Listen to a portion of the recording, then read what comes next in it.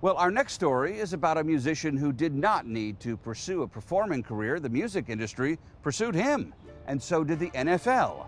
Meet multi-talented jazz musician Tim Cunningham, whose passion for music took first place over a chance at gridiron glory.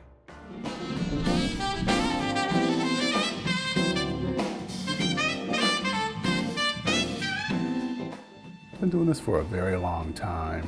I started back in the late 80s when I was performing back at home in Lansing, Michigan.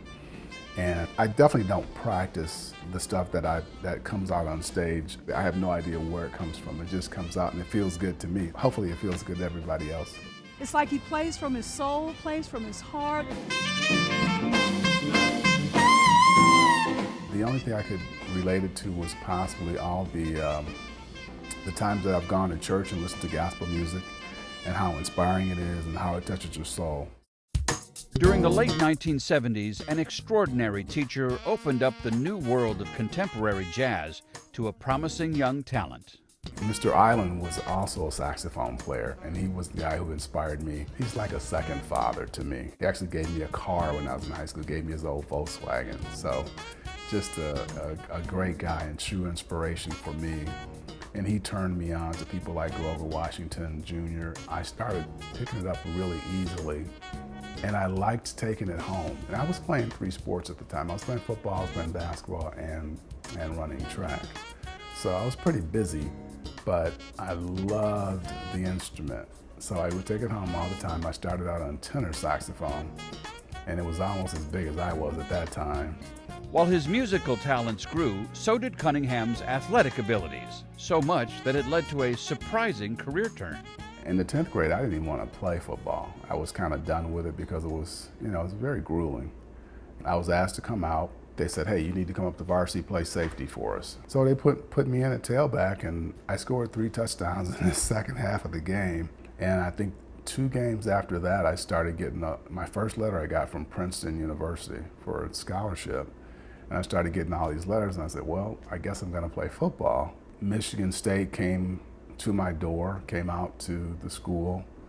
That was probably my first choice. I didn't want to play in the Big Ten. Got the scholarship, played 4 years at Michigan State. Was honorable mention All Big Ten my sophomore and senior year. The Cowboys did come up and offer me a free agent contract. Minimum salary at that time was $40,000. This is 1984. And I didn't think that was an awful lot of money for playing football and taking a risk on getting injured. When I was sitting at that table with the Cowboys, I was like, do I sign this contract and lose the rest of my scholarship, or do I finish up my education? And I would do it all over again because the education was so important.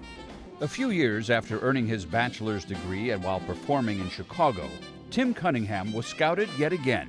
This time it was for a career in music. I was seen by a lady who worked for Ebony magazine, and she was interviewing the president of Atlantic Records. And that's how I ended up getting the record deal. The one-album deal with Atlantic Records produced the hit CD Right Turn Only. Since then, numerous CDs have been produced through Tim Cunningham's indie record label, including his newest CD release, Reflection. Tim also appears at festivals around the world and plays locally in St. Louis, where he has a huge fan base. He's one of the greatest performers as far as playing the sax. We really enjoy him, and he can make that instrument sing.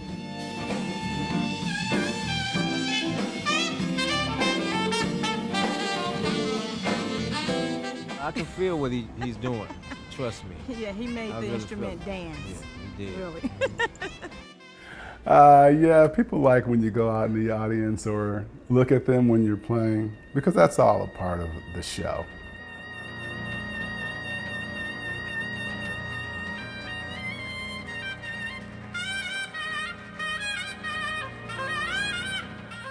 I'm considered jazz because it's instrumental, and I don't really consider it to be jazz because most of the stuff I do, the rhythms, the songs are basically R&B, and it's just, instead of you hearing a voice, you're hearing an instrument.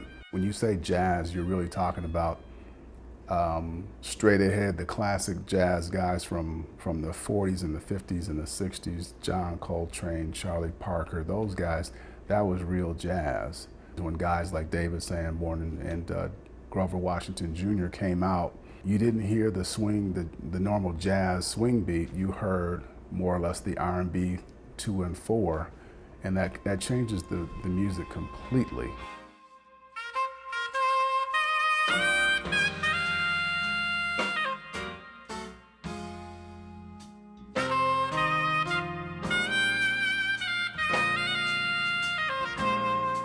Now happily living in St. Louis with his wife and 3 kids, Tim Cunningham credits his mom for staying on a solid path. In front of a mirror.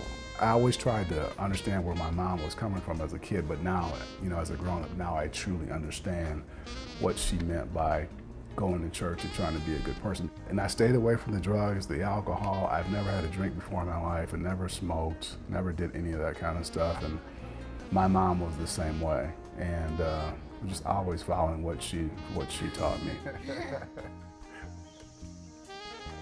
Sustaining the momentum of his music career is a partnership between Tim and his wife, Loran. In addition to being his manager, she designs the artwork for his CD covers. She's a huge help, and there's no way that I could do all this. Because now I totally understand why people have managers, because you're supposed to be totally, taking care of the music end. And I've been able to juggle both parts of it, doing the managing and writing the checks for the guys. However, it can be so overwhelming. She's played a huge part in that. While the NFL may have lost out on a promising football player, the music industry is fortunate to have gained the contemporary jazz music of Tim Cunningham.